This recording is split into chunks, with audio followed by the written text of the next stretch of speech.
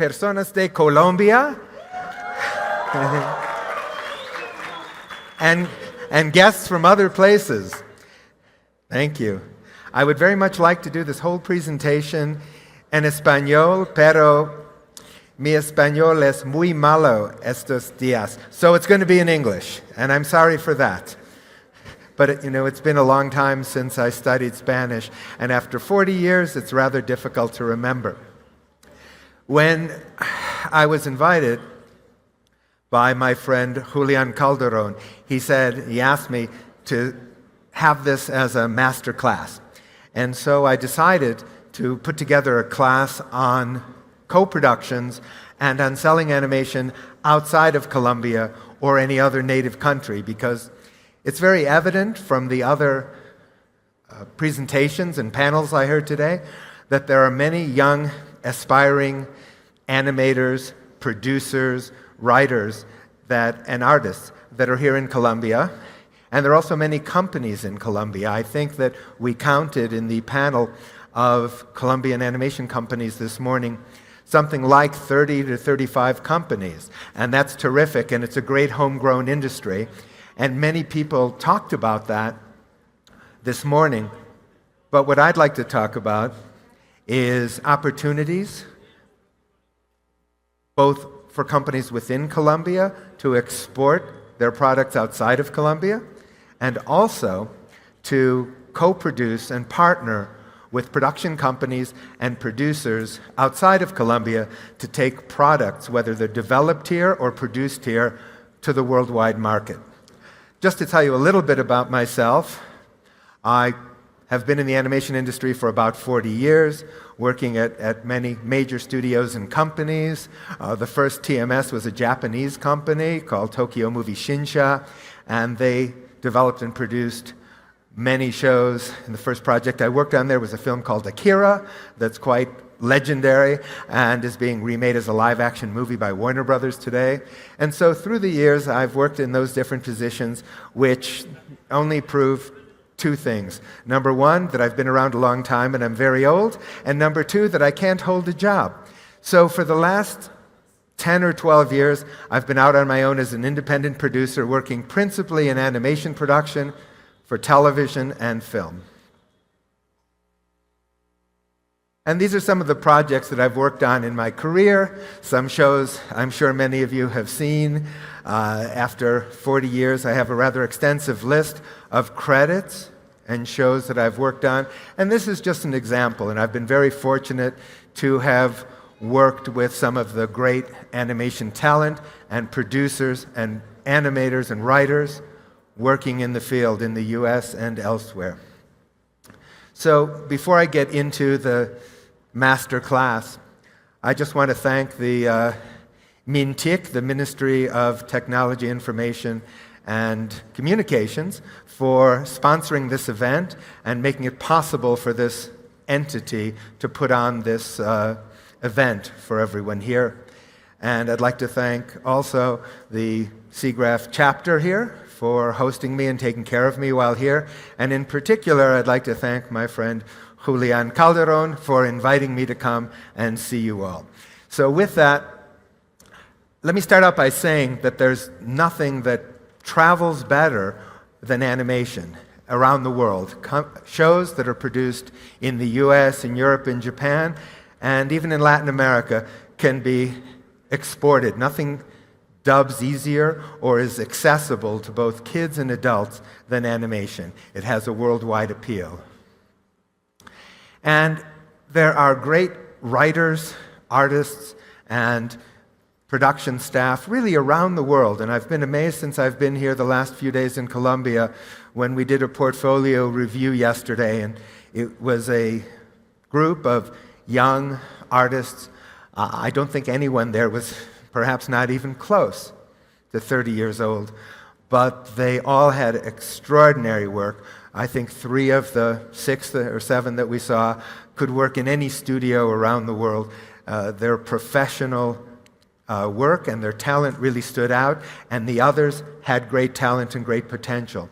So these days, the fastest way then to take your skills and to emigrate them, if you will, outside of the home market is to look around the world at people who are doing shows that you like, companies that are producing projects that you admire, and reach out and endeavor to partner with them, whether it's as an artist, a production person, or in technology.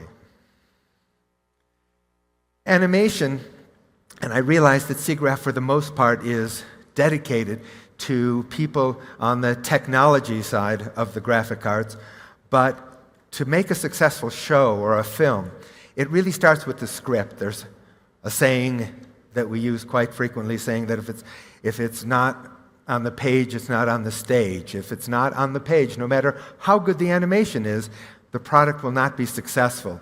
And that's where I think people outside of the primary areas have the most difficulty, because great writing requires great storytelling, and it's a skill. If you take technology and to learn it and to master it, like some of the other people talked about in their presentations, it takes a lot of time to develop that skill and to work intensely on it. So great storytellers, and this is an important point, for the most part, they're not born. They are trained, and they're trained and disciplined, and one really needs to develop those skills to start on that story end and to bring a story that's worthy of being produced in animation. So, since it begins with great stories, it's really important to nurture great talent, and that was what was particularly significant to me in seeing all the young, great talent here that has an opportunity to participate in SIGGRAPH, to meet with people with more experience, meet with people who are in production companies, and to find a way to have their talent nourished and to have their talent improved by training and by mentoring. We're fortunate to the extent that in recent years, there's really been a golden age of television. Now, I know that right now, and having worked in the business for a long time, the business is at a very low point. And in the US, and I'm talking about production now and sales, production has been off for a variety of reasons that I won't go into, but in the preceding years, there was an overabundance of buying, and whether it was for theatrical or it was for new platforms, whether it was SVOD, streaming platforms, AVOD, advertising supporting platforms. There's never been so much production as there were in recent years. And so the demand hasn't really diminished, but the buying right now is off a bit. And so part of what I want to tell people here who might be somewhat discouraged by the nature of the business and the status of the business is to not be discouraged, because it is always a cyclical business. I remember in the 90s when Pixar became so successful with all of their CGI shorts and movies, people in animation were saying, well, 2D is dead. Everyone wants to see CG and 3D, and so there'll be no more 2D. But flash forward 30 plus years later, and there's great opportunities in 2D. I worked on a stop-motion film for Netflix a couple of years ago.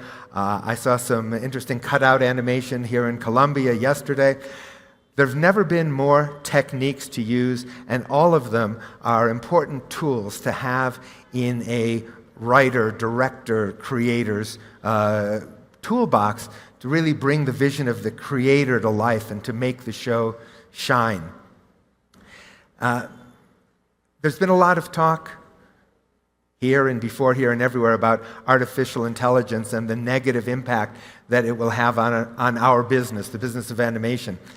I'm not worried about it, and I'm not going to go into it a lot because other people have talked about it, particularly on the technical side, which is something I know absolutely nothing about. But just like CGI was a new technique and it didn't put 2D out of business, artificial intelligence is another tool that people can use. And yes, there'll be some dislocations, and some jobs may go away, but then there'll be jobs on the other side because it's not going to be done by itself. It's not going to be done by artificial intelligence. At the end of the day, the shows, the good shows, are going to come from creators who have a strong vision, who can tell a good story, and work with people to bring that story to life. So, the first golden age of television was in the US, and a bit later in Latin America, was in the late 40s and the 50s when television first came up as a medium, and all these artists, writers, creators had an opportunity not just to work in feature films or on radio, which was what existed before, but to work in this new medium. And it spurned a golden age of really high quality, good content, much of which still exists today. And you can find shows somewhere in the digital space and on YouTube that still play well 75 years later. And that is the amazing thing about our industry in animation, that the shows that you see today and that you make today, if they're good, the quality is good, the stories are good, they'll be shown 100 years from now. People will be watching them, and that's the approach I've taken in the shows that I've made, knowing that I'm not making it for today or tomorrow, but these shows will last forever, and it's a tremendous legacy. So the demand, as I said, has never been stronger, although we're in a slow period, and the opportunities to produce for all of these platforms, the traditional linear platforms, as well as the new digital streaming platforms, will continue to be strong, and that business will come back. So within this golden age, of course, for all these platforms that have the opportunity to show new films and new television shows and series and specials and miniseries, animation has been a big part of it, because there were around the world, as you know, channels, linear channels devoted to animation. Discovery Kids has been big in Latin America. There are local channels. Cartoon Network has always been big in Latin America, and Disney, and so forth. Those platforms have many tiers now. Some are on digital streaming, some of it will go all to digital streaming, and will migrate along with the technology. But those outlets will remain, and access to an audience is only going to get greater. It's not going to get smaller over time. So, now that I've talked a bit about where these shows are and where you find them and who generally the buyers are, how do you sell a show? Especially if you're in Colombia or Ecuador and you're sitting there and you've got a great story to tell and a great show and a great vision and great art, and you know that you can't afford to finance it here. It's a big problem. Well, everybody needs partners, and you share the cost, you share the risk, and you share the upside. But before you get there, you need to pitch the show. And my job has always been to take a project, a film, and try and find the middle between great art and great commerce. Because great art, without an opportunity to monetize it, doesn't really enable you to build a career or to have a life. And on the other hand, there are many shows that are strictly for business, to sell toys or products and what have you. And those are great because you monetize it by selling toys or selling whatever the product is. But it's not great art. And I prefer to focus on shows that have longevity, that if they're done well, particularly on the kids side of the business, and I work in adult animation as well, but on a good day, you're teaching kids about something. You're helping them learn, you're helping them learn about relationships, or if it's more curricular, about a certain subject. But even if you don't do that, if you have no merit in the educational space, the worst thing you're doing, and the worst thing I've done on a bad day, is to make kids laugh and entertain them. And I'm very proud of that. And that's one of the other positive aspects that I take away from my career in animation. So starting out, you really need to start out with a creator who has a strong vision and a strong story sense. And if they are not a writer and they can't write it out themselves, then they need to partner with someone who can. Because what people are buying is a show that they like, of course, but they want to buy it from people that they trust, that they think have a vision, that they think can do what they want them to do, that they can live up to the promise of the pitch. And I think it was in the panel this morning from the Colombian producers who were assembled on this stage, and they talked about the importance of knowing what to sell and knowing who the buyers are for that product. Many times in my career and to this day, people want to show me their shows, which is fine, and they want to sell me shows, but they're not shows that anyone is going to buy. Again, balance the art with the commerce. And so before going to pitch a show, whether it's to someone in Colombia or someone in Mexico or someone in Los Angeles, know what the buyer is, what they do, and know what they're looking for, because if you don't, you're greatly diminishing your chances to have a successful meeting and to sell a show. And what do people look for in the pitch? What do the buyers look for? Well, compelling story, of course. Great artwork is a big help. And finally, again, a creator who knows what the buyer needs. Selling or trying to sell or pitching shows to people who don't need that particular genre type of show is a waste of time, and I prefer not to waste mine, and I like the people that I work with to be prepared for those meetings. So let's say you have a great pitch, great storyteller, a great vision for the show, someone who really is able to convey the quality of the work that they want to do. But you're in an area, Colombia being one of them, most of the world being the rest, including the United States now, and you're not able to finance the show 100%. Well, first of all, the most efficient way then to get a show financed is to find a local partner.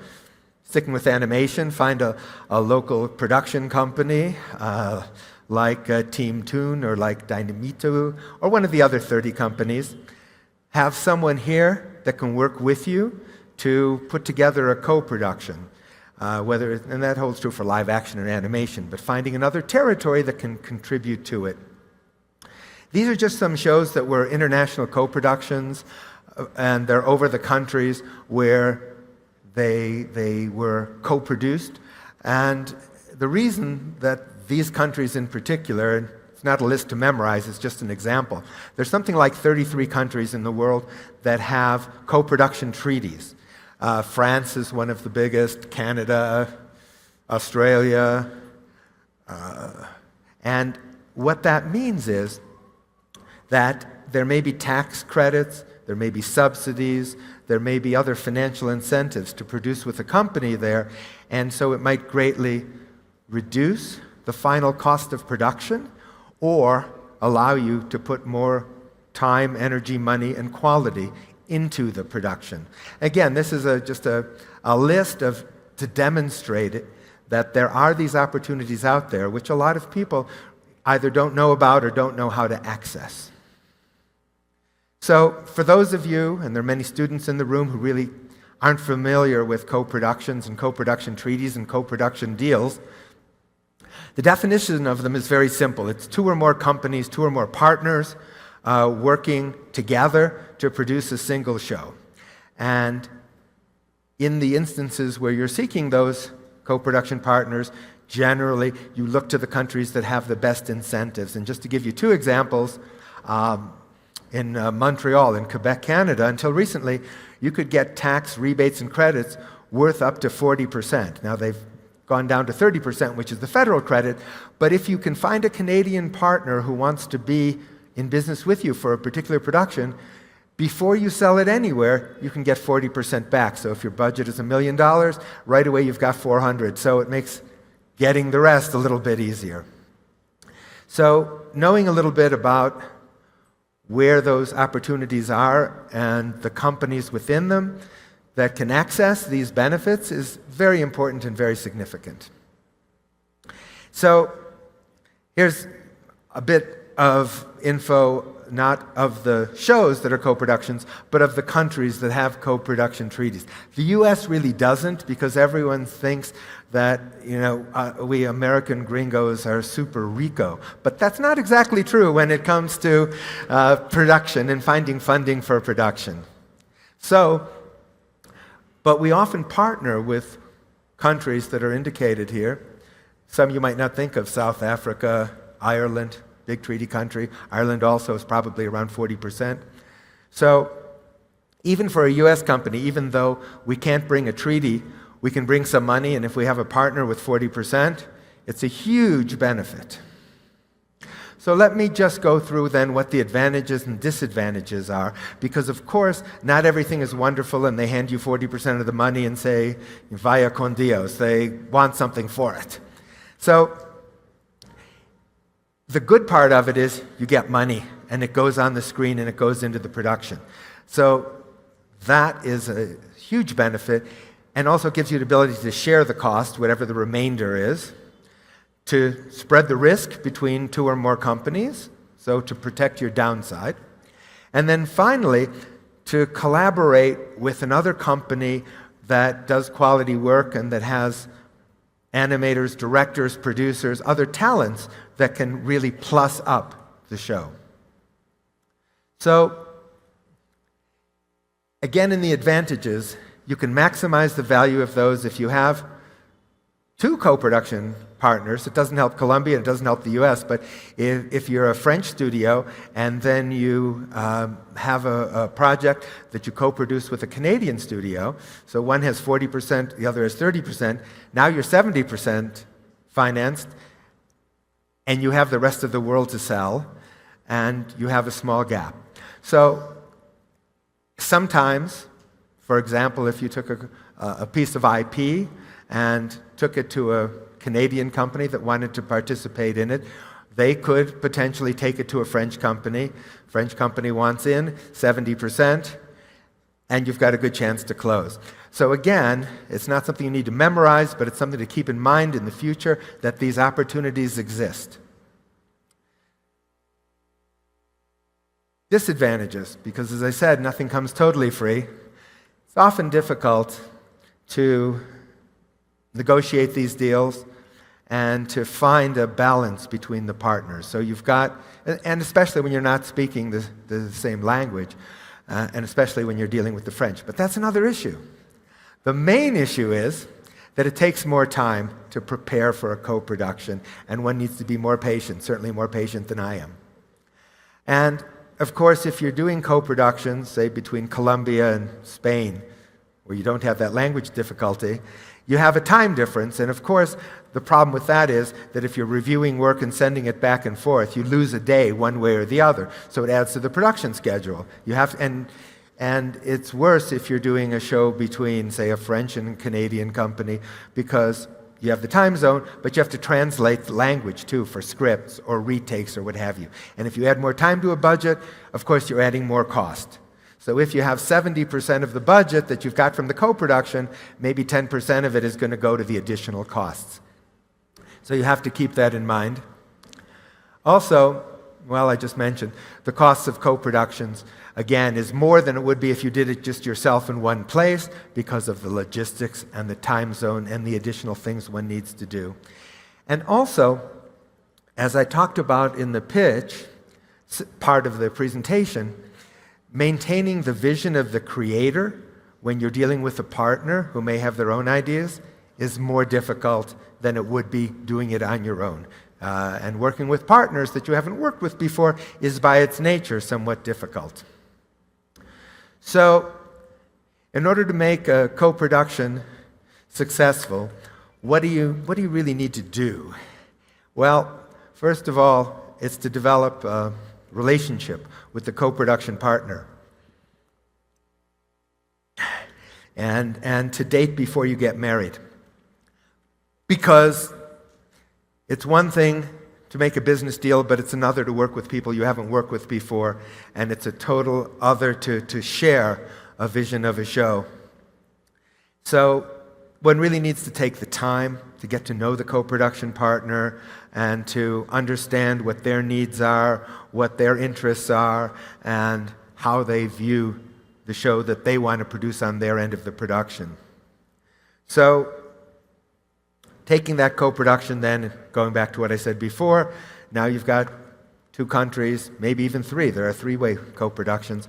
And then tailoring it to the buyers in those territories, because it's one thing to have a partner, but the partner, like you, will need to sell it to somebody. So up front, figuring out who the target buyers are and where the show will best appeal is key to the success in co-productions.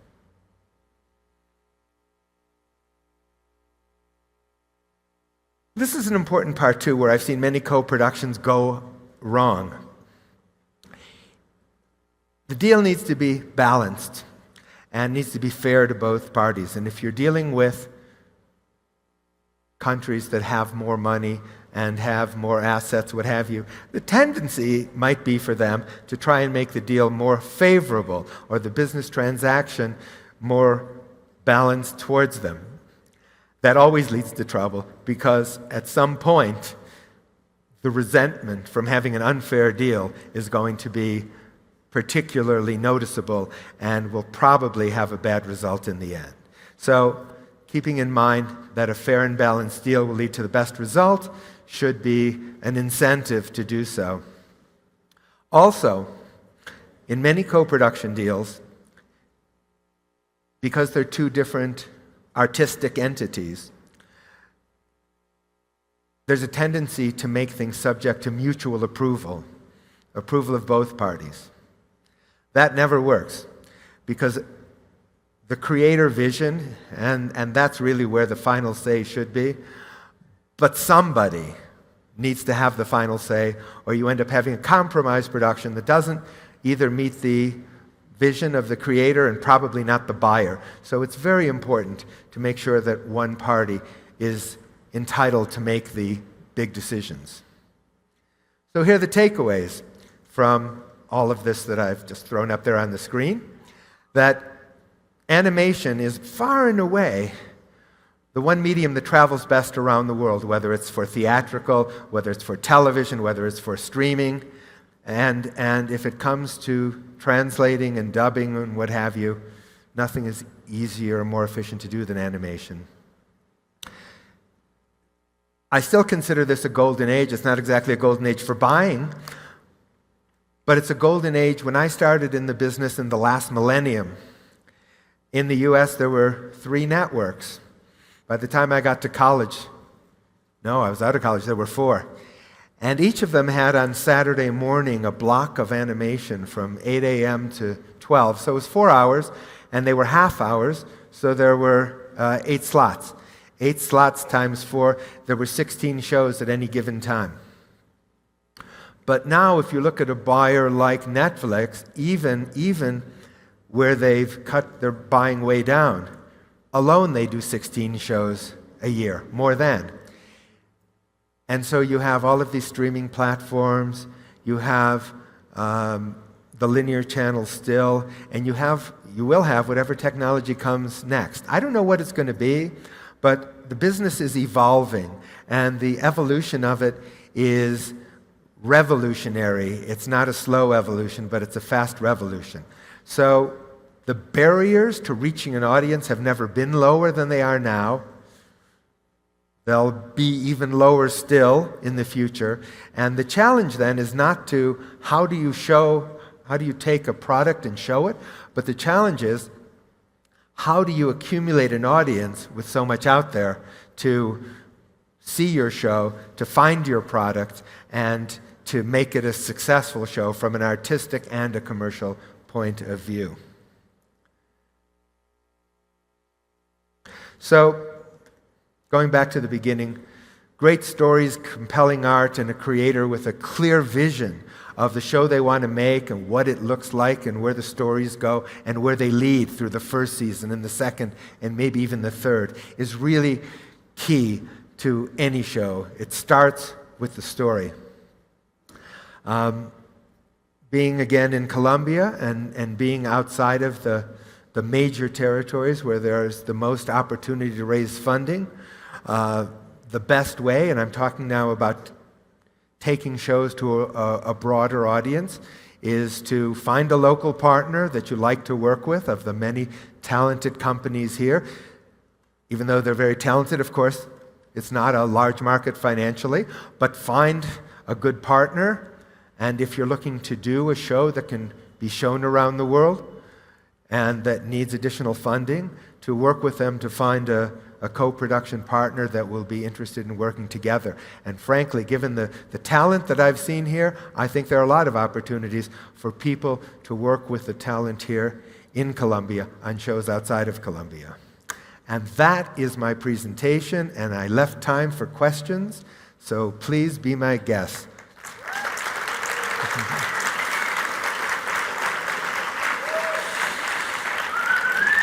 Ooh.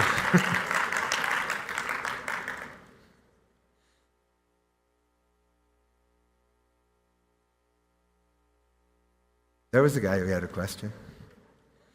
That guy has a question.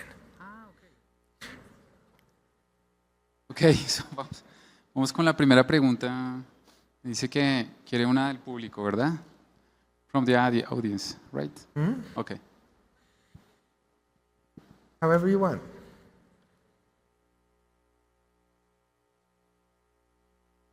Thank you. I can speak English. No. Puedes hablar en español y él tiene bueno, él tiene el él tiene el traductor, o si no te traduzco yo. I can speak English though. It's a pleasure to meet you. You inspires of all animators, and I want to ask you, what can I do to create a Disney here? What can I do to create some huge animation company here? What can you say to me to make animation in Colombia so big like Disney? You know, Disney is 100 years old, and they're celebrating their 100-year anniversary birthday this year. It took 100 years to do what Disney has done, and in Walt Disney's lifetime, it was a small fraction of what it is. But, saying that, everything is proportional. Colombia is a fraction of the size of the US, many other large countries.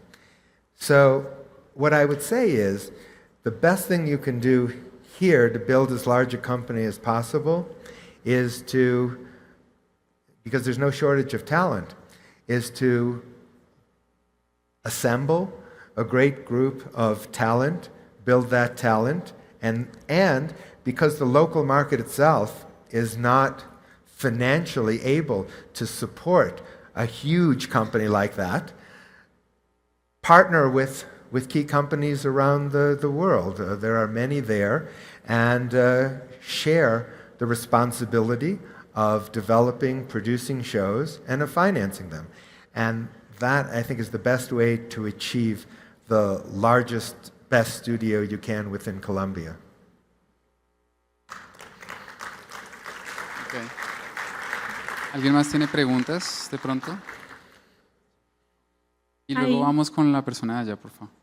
Hi, Sander. I have a question. Do you think animation with Latin American stories can be sold in the world market? Yes, I can. I think they can very much. And there are examples of them. A friend of mine, who I'm seeing next week, has a studio in Mexico, and they are doing with Warner Bros., they're doing a Maya Batman that's coming out end of this year, early next year as a film. I know some people don't consider Mexico part of Latin America, but we do. And it's really a Mayan story with a Batman character in it. And when it comes to the types of stories, you know, there are the traditional stories and there are the new stories. I see my friends sitting right there, the Alban boys, and they have a wonderful story that's a futuristic, dystopian, insane, and compelling story that they are working on within Colombia and to take out of Colombia. And there are many people like them. So it isn't, again, to my mind, a question of where the stories originate, but it is a question of training and a question of writing. If I can talk about the Albans over there a little more, I was here last year, and their beautiful graphic novel was 30 pages, más o menos. And yesterday, when I spoke to them and talked about their progress, now it's 150 pages. And that's because they work every day to make their stories better, more detailed, more incrementally better. And that's really what it takes, starting with a good story, having a passion, and working on it every day. And that holds true for Latin America or anywhere else in the world. Muchas gracias. Vamos con la pregunta de allí. Creo que sigo yo. Estoy acá. Qué pena. Hi, thank you very much for the time. I really liked I think it inspired me really, really well, the speech. I met you yesterday, and I forgot to ask you one really important question. I think there's many people who want to be producers here, specifically for animation, but I think one of the hardest parts is knowing where to start in terms of how to get into the industry of animation and production at the same time.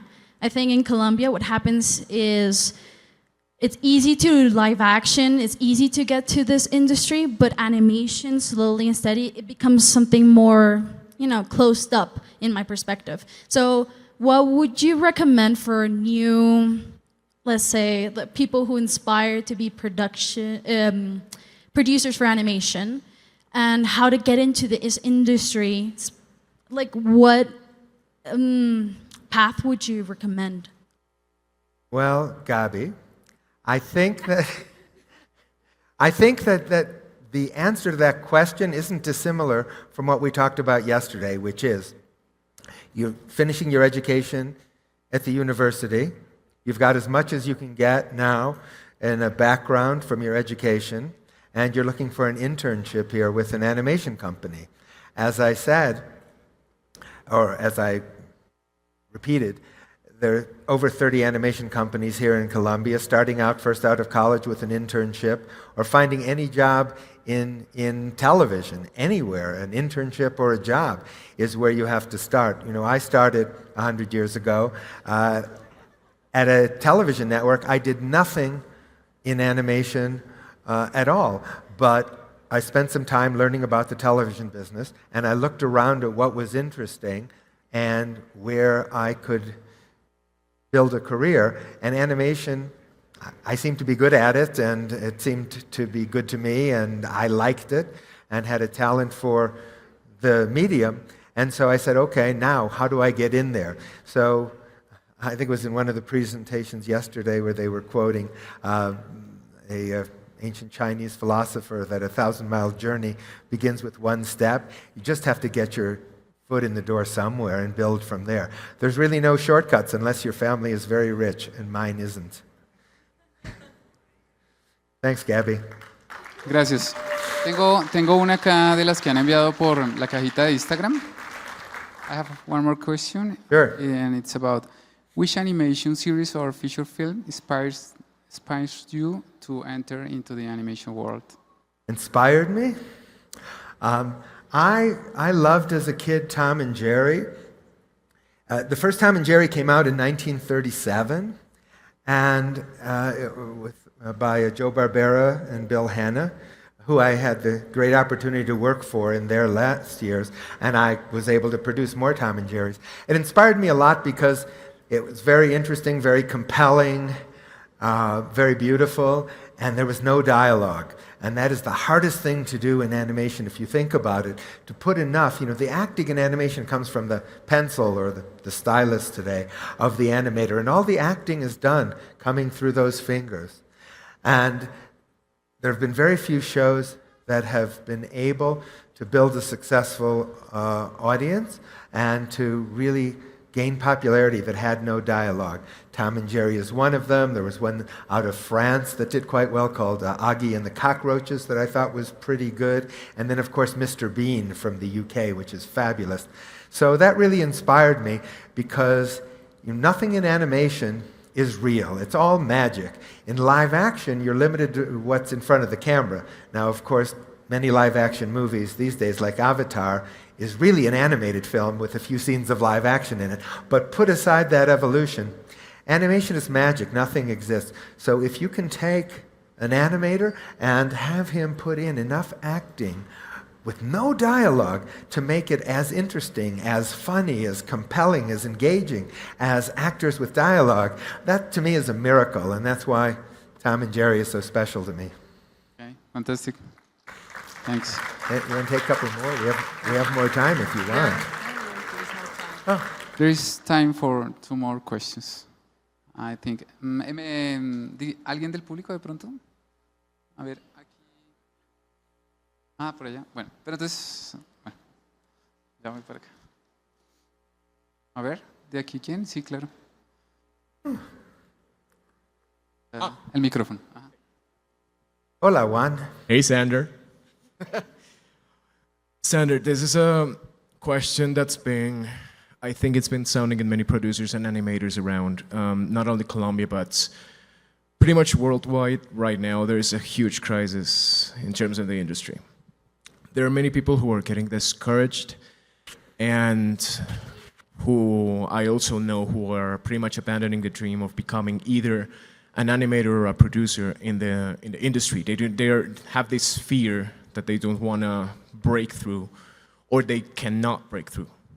Is there any way, based on your experience or how you foresee these ups and downs in the industry, how would you encourage this new generation of artists and producers who are losing a bit of hope in terms of not only the layoffs and all of the situation that's happening, all of the companies that are closing?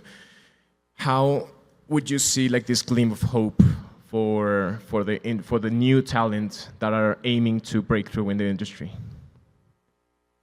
Yes, it's a terrible time right now. And I myself, and I'm not complaining, but I've been an independent producer on my own for 12 years, and this is the first time I don't have a show in production. Fortunately, as long as I've been in the business, that's not so difficult for me. But if you're 25 or 30 or 35 and trying to build your career up, it's a terrible time, and I understand that. Again, it's a cyclical business, and if you really have the passion for it and you want to do it, you have to figure out how to live to fight another day. You have to, if I were 25 and I were in this situation, I'd do what I did when I was 25, which was wait tables and do other things. We tend to look, when Netflix was ordering 40 shows a year and you could walk in there if you were an established producer and sell them anything 5 years ago, everyone thought that this was the new way, that with streaming, with new platforms like Hulu and, of course, Netflix and Peacock and HBO Max and Max, everyone thought, oh, great, it's going to be this way. But the reason it's so bad now is because it was so good then. Because the studios, spent too much money. The owners, whether it's shareholders or privately owned companies, whichever, they spent too much money and their stock prices went down and they all suffered. So the only thing I can tell people, and I could bullshit, but I'm not very good at bullshitting. The only thing I can tell people is that it will come back, that the demand will come back, but you have to figure out how to live to fight another day. In LA, most people I know, the theme for this year was survive till 25. That was a common phrase around. By the way, no one's going to turn on a switch in January and all of a sudden there are going to be a lot of orders. But 25 is going to be better than 24 because 24 is shit. I admit that. And 26 is going to be better than 25. And the reason for that is because all of those buyers who haven't been buying unless they close their doors and turn off their service, they have to have new shows or they're not going to be in business. So 25 is better than 24, 26 is better, and beyond that, I can't tell you how my crystal ball reads because it's cloudy, but you've just got to hang in there a couple of years. Thank you so much, then. You're welcome, Juan. Thank you. Hay una pregunta que nos llegó por internet, pero sí, déjame hacer esta y ya paso allí, porfis. Una pregunta, pero entonces la persona está aquí enfrente. Gracias. Del grupo interno. Hi, Sander. Thank you very much. So, based on your experience, which will be a promising productor area a country like Colombia or Colombian animation companies specifically could take advantage of in order to stand out in the international animation sphere? I didn't hear the beginning. One more time, please. Of course. Which would be a promising production area a country like Colombia or Colombian animations companies specifically could take advantage of in order to stand out in the international animation sphere?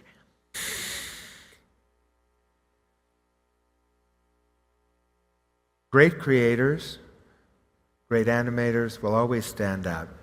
If you're talking about from the perspective of commerce, there are really good opportunities still in creating shorts for YouTube and other platforms. For example, Nickelodeon right now in the US, and then of course their international channels, they're only doing shorts to test shows. And if they're very successful, then they'll order longer form shows, 15 minutes, half hours.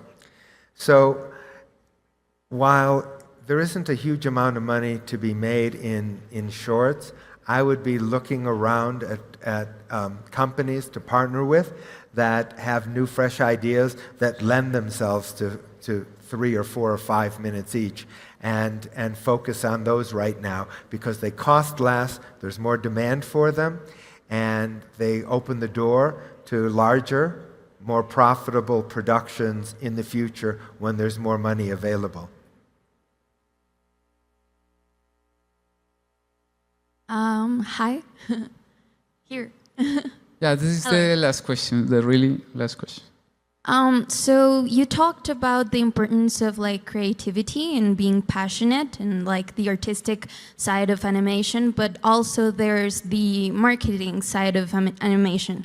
My question is, how can you balance those two aspects without sacrificing one another? For example, how can you be artistic and having like an artistic visual of the thing that you want to create, but also marketing to an audience and putting it to an audience so, you know, it can sell? And you're talking about from the perspective of a creator, right? Right, yeah. Best advice I can give you on that. Generally, this isn't always true, but generally speaking, great creators are not great producers. So what I would do is, and tell people, is find a producer who shares the passion in your show, sees it, and work with them and figure out how to set up a relationship that you can collaborate. Because a good producer will handle those things for you and tell you when you've crossed the line where you're going to have to compromise. Great shows aren't made by compromise, of course, but, and especially with the artistic vision. Having said that, a great producer will be able to help you to realize the vision of the show and of the property. And that's how. Okay, thank you. Okay. Thanks, everybody. I appreciate it. Muchas Thanks gracias for a coming. todos. Thanks so much, Sander. Thank you. Bueno, chicos, entonces ahora ya solo nos queda una conferencia. Con esto ya cerramos la parte de SIGGRAPH. Mintic tiene otras actividades de aquí a final del día. Pueden saber, pues pueden mirar la programación y que sepan que a las 6:30 va a haber una sorpresa muy especial aquí afuera en la parte de las banderas, una sorpresa musical. Entonces, bueno, vamos a continuar la siguiente charla. Denme un minuto, por favor, me ponen la cortinilla, por favor.